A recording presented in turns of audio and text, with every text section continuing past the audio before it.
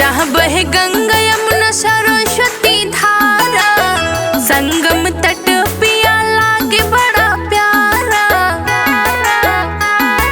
लागे बड़ा प्यारा। जहाँ बहे गंगा यमुना सरस्वती धारा, संगम तट पिया लागे बड़ा प्यारा।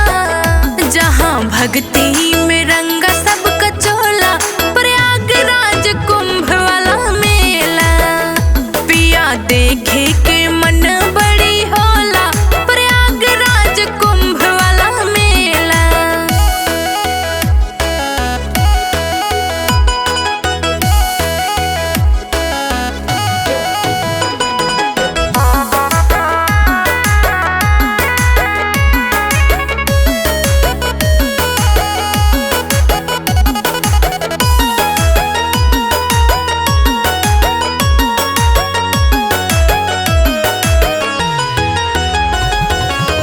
जहाँ पे बजे श्याम जी की मुरलिया, छन छन बजे राधा रानी की पयलिया, छन छन बजे राधा रानी की पयलिया। जहाँ पे बजे श्याम जी की मुरलिया, छन छन बजे राधा रानी की पयलिया।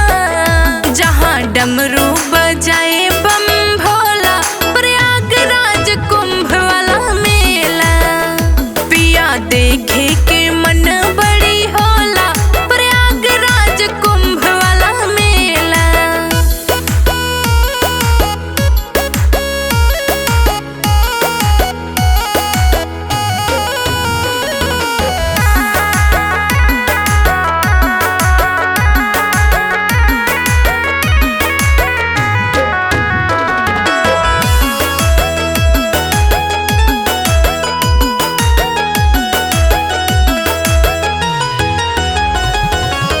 भगवा रंग में रंगी पूरी नगरी, सर्कस झूला जहाँ नाच कठपुतली, सर्कस झूला जहाँ नाच कठपुतली।